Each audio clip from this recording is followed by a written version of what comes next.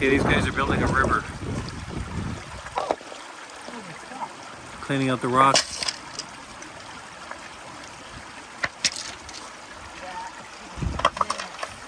At Middle Cove in Newfoundland. East side. The Atlantic's over here on the east side of Newfoundland. Above where the water's rushing out from a river here at Middle Cove.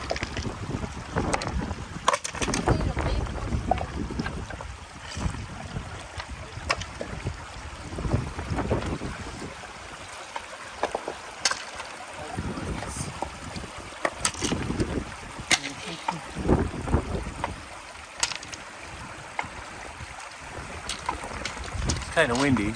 Probably could hear the wind.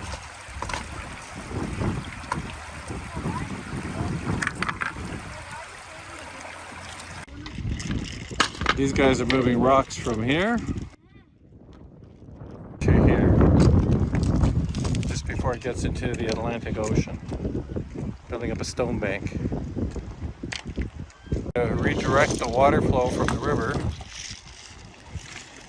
giving the water a new path